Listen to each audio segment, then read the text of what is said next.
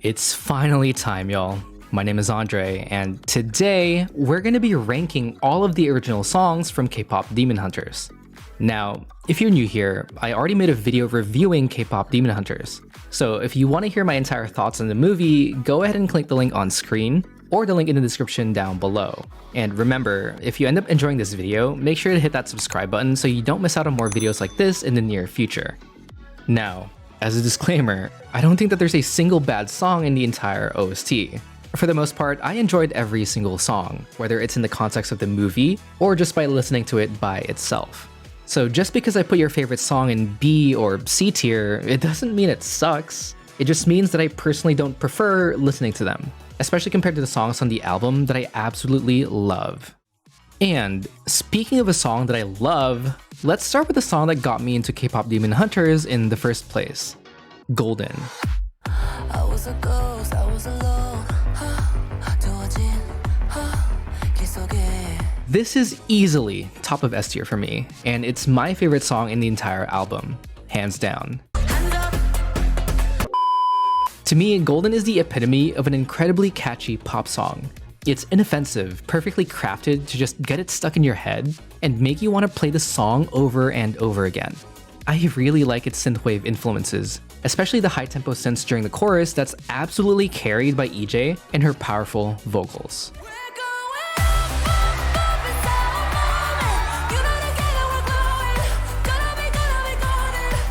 In terms of the narrative, I think of Golden as the anthem of the entire movie.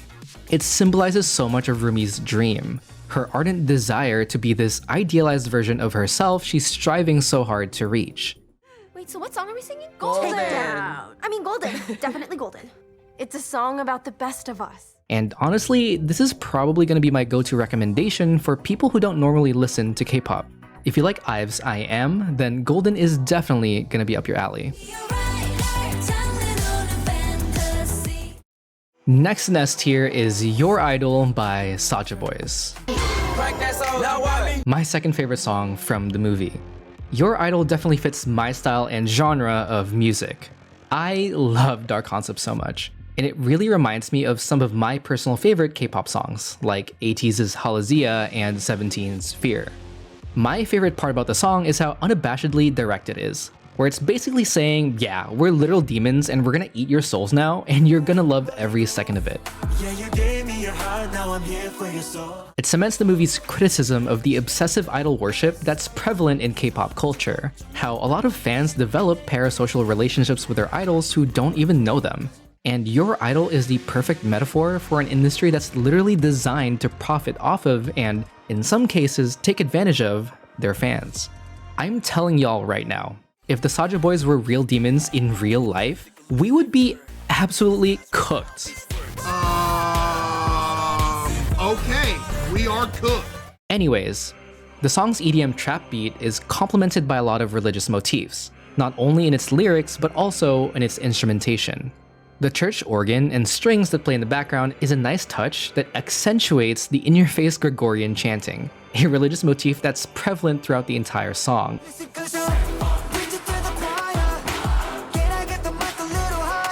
And after I found out that EXO's Mama was a direct inspiration to this song, everything just makes so much sense.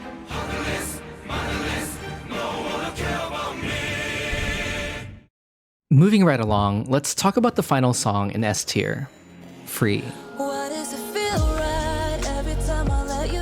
Free is the quintessential power ballad duet of K-pop Demon Hunters. It features an atmospheric R&B sound that really evokes the feeling like you're floating, free from the things that are chaining you down. It's such an emotional song, with Rumi and Jinu both being at their most vulnerable, sharing each other's secrets and, despite their shame, being able to accept each other nonetheless. To be honest, it took a while for this song to grow on me. If I made this video right when I first watched the movie, I'd probably put it in a B or maybe even A tier. But now, after I let it simmer for a bit, it definitely deserves to be in the bottom of S tier. Free is just great, and at this point, it's the go-to song in the shower playlist that I'm singing to every single time. Let the past be the past till it's weightless.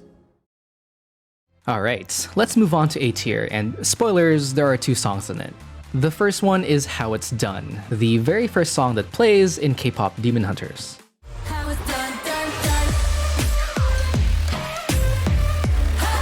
done. I mean, this song is iconic, and what makes How It's Done so good is it perfectly sets the vibe for the film while also introducing us to our main characters and their group dynamic. The song itself is so over the top in the best way possible, with a lot of hard-hitting hip-hop and synth sounds that lends itself well as the girl crush anthem of the movie. And my favorite parts of the song are the rap verses, 100%. Yeah, something about when you come for the crowd that's so humble and high. 갑자기 왜 그래 번쩍 continue 이제야 포기해 왜. Now, the only thing that's stopping How It's Done from being an S tier for me is that I'm not always in the mood for an aggressive Blackpink type beat, you know what I'm saying? I feel like you need to be in a certain headspace to really vibe with the song, and that's why I think it's a certified gym banger for sure, but it's definitely not fit for every occasion. The final song in A tier is What It Sounds Like.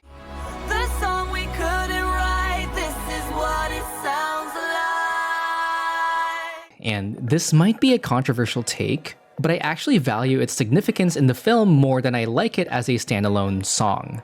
Let me explain. Not gonna lie, I thought about putting the song in B tier at first because while the musical buildup of a ballad that crescendos into a myriad of choruses and vocal harmonies is pretty satisfying, I still didn't vibe with the song as much as the other songs we've already talked about. And maybe this is just a me problem, but I just found this song to be super cheesy. Like, the entire soundtrack is already pretty corny as it is, but What It Sounds Like takes it to the next level for me. The lyrics are towing the line between cheesy to borderline cringy, if that makes sense. Now, that seems like a pretty scathing review from me, and it explains why I don't really listen to the song on its own as much. However, I can't help but really appreciate how fucking hype the ending sequence was in the movie, and this song plays an integral part of making the ending feel earned and climactic. What It Sounds Like is such a feel-good song, and I am just so happy and proud of Rumi and the girls whenever I hear the song play. Unironically, in my multiple rewatches of K-pop Demon Hunters and this song starts playing, I'm bopping to it no matter what. And that speaks to how well the song fits the overarching narrative, despite the fact that I'm low-key a hater. But hey, I gotta give it the respect it deserves, and just for that, it deserves A tier for sure. We have 2 songs left, and one of them will be going into B tier, and that privilege goes to Soda Pop. It's a cute dance track with a lot of house music influence, and it even has a tropical vibe to it, which you can really hear during the chorus. Despite it being in B tier, I don't actually have any problems with Soda Pop. I can see why it's one of the film's most viral songs, and I even went to a workshop and learned the dance for it, which is actually very fun. For me personally, it's just a very situational song. The kind of song that I need to be in the right environment to really vibe with it. Like, for example, Soda Pop is the perfect song when you're on vacation, out and about touching grass and maybe even enjoying the beach type shit. But other than that, it's not really on my daily playlist. It also doesn't help that I'm usually not into bubblegum pop anyway, nor the super cutesy concepts in K-pop in general. And finally, the very last song we'll be ranking in our list, and my least favorite song in the album, is Takedown.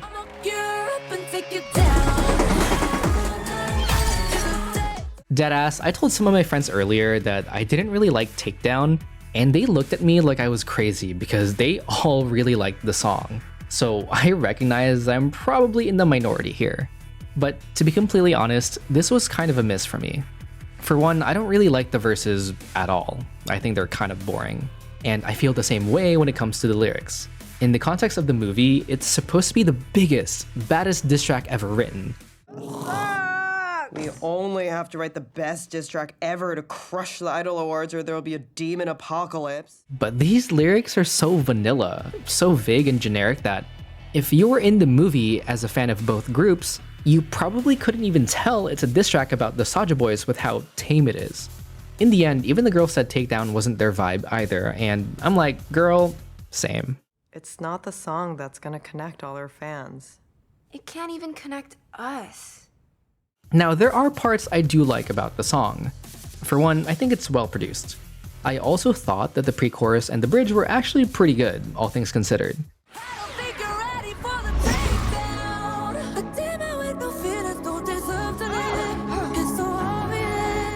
But overall, this song is just not for me.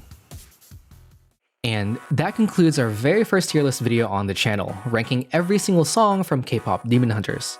Feel free to let me know if you agree or disagree with my tier list in the comment section down below. I hope y'all weren't expecting an in-depth musical analysis of each song because not only did I not study music, I actually don't even know how to play a musical instrument. I know, as an Asian person, I am a disgrace. But anyways, I just want to welcome everyone who recently subscribed and took a chance on me. And this video is kind of my own way of saying thank you so much for the support. Now, unless there's a sequel, this is probably going to be the last K-pop Demon Hunters video on the channel for a long while, so if there are other movies, TV shows, and yes, even musicals that you want me to check out, please let me know.